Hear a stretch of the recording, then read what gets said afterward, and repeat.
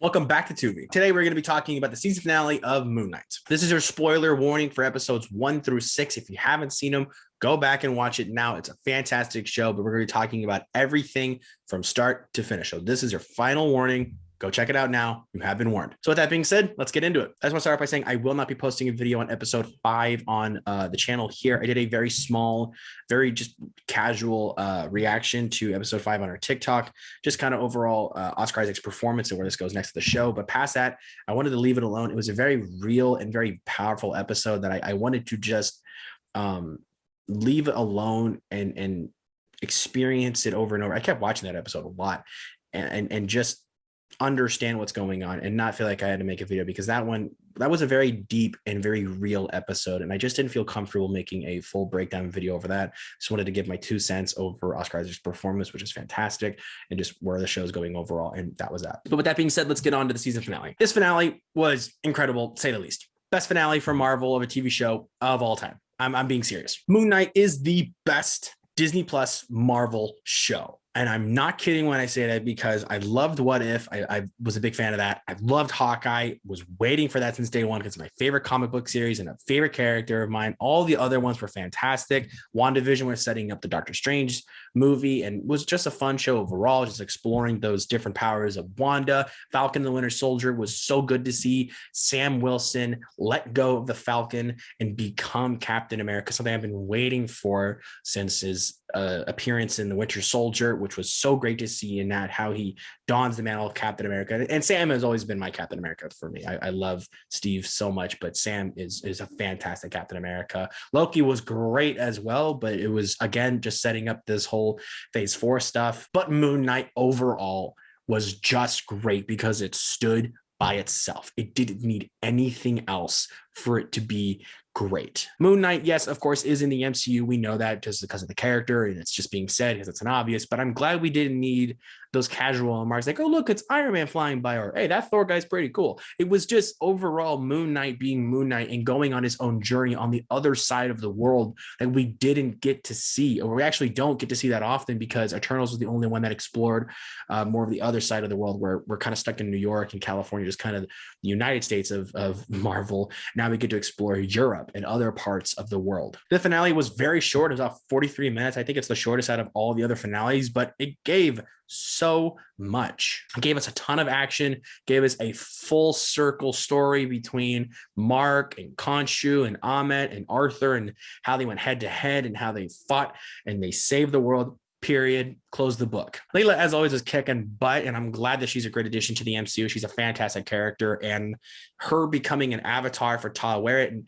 helping Mark out was so fun to see. The action and the pacing of this episode was very good. I didn't expect, since episode 5 had some callbacks to what was going on in episode 6. We just didn't really know exactly what was happening because of the souls coming down from episode 5, and then we see how the souls came down and what happened. You know, the intertwining of that story was really interesting to see and how it connects to everything. But with episode 5 being on its own and then going from, you know, linear wise 4 to episode 6 was super cool to see, and it didn't break anything. There was no mystery of, well, how that happened, or what this happened there. It was, everything was given, and there was nothing left to just kind of be like, oh, you make that up. I think with the storytelling with this show has always been great because it didn't rely on your knowledge of a character that a lot of people already know and has been around for a while, and allowed you to explore this character's dark and personal past and how he becomes this hero, where it originally was just a vessel for vengeance, but now is actually his own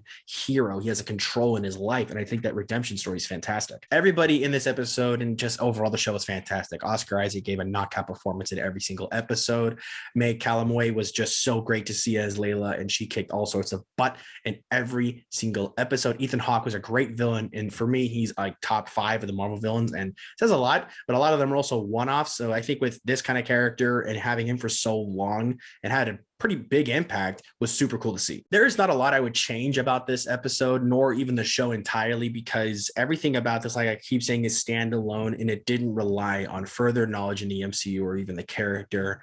But now knowing that we're exploring more of what happens next, possibly in season 2, because there's no confirmation of that, but it did leave us off for more of a season to explain everything that happened afterwards, because I I still can't even get my rant about the post-credit scene. Post-credit scene I'm talking about is, of course, the man we have been waiting for since the very first episode for 6 weeks now, Jake Lockley. I think having Jake be teased in the middle of the fight between Arthur and Mark was such a shock, where Mark is getting his butt kicked, and then we have the flashing, which means the personality's changing, and we didn't really know what was happening because we saw a kind of similar thing happen in episode 3 when they had that fight, and then the guy was dead, and neither Steven nor Mark knew what happened.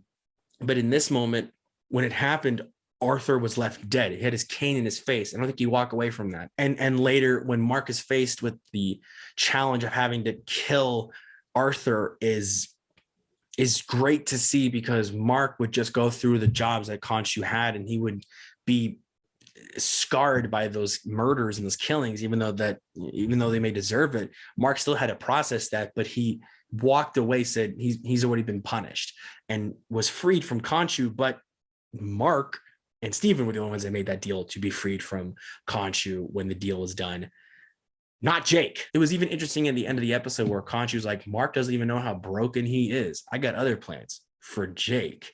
And it was even kind of funny to see Khonshu in a little suit and tie in the limo. I thought that was kind of cool. He was on his way to the Met Gala, which happened very recently. The visuals in this episode was very fantastic, and the cinematography was so good to see, and the fight choreography was also very well planned, and I was very, very impressed with it all. I think this episode, with the fight scenes that we got with Mr. Knight, finally happened. We were teasing that up since episode 2, and I love Mr. Knight. I was so glad to finally get that redemption rather than just a little small joke between Mark and Steven when they switch personalities. It was so fun because Oscar Isaac really got to show off his train that we saw a few years back, and that was leaked. And I think going full circle with this was so fun to see the personalities understand and have a balanced life together, where they can take control of the body easily and work together. I think the series overall was just fantastic, and I think if we get more shows like this, the MCU will grow from kind of being the same old that we're kind of getting used to, and we understand what to expect. But I think with Moon Knight being this great addition, and with Oscar Isaac hopefully coming back and joining the Avengers, or even doing something with Spider-Man, would be so fun to see, because a character like this isn't something you just do one time. And with that being said, that'll wrap up this review from the Moon Knight season finale. Thank you guys so much for watching these videos. I really do appreciate that, and I enjoy making these videos for you guys. Please let me know what your guys' thoughts on the show are in the comments below, and as well as a like if you guys did enjoy the video. Be sure to also subscribe and hit the bell for notifications, so for when I post, you guys know. Be sure to also check us out on social media: TikTok, Twitter, and Instagram. On our TikTok, we do a fun little weekly game called a random movie quote quiz, where I give you a quote, you tell me the movie it's from, and the first one put in the comments wins. We are also on the road to 1,000 followers on our TikTok, and once we get there, we'll be doing a Q&A where you guys submit the questions that you want us to answer, and we'll be putting it here on YouTube and as well as the podcast. Speaking of podcast, me and my good friend and co-host Colin host the Tu-Vie podcast together. We talk all things TV, movie, and entertainment, because that's what Tu-Vie is all about. Your TV, movie, entertainment needs podcast. Thank you guys again for watching, and as always, welcome to Tu-Vie.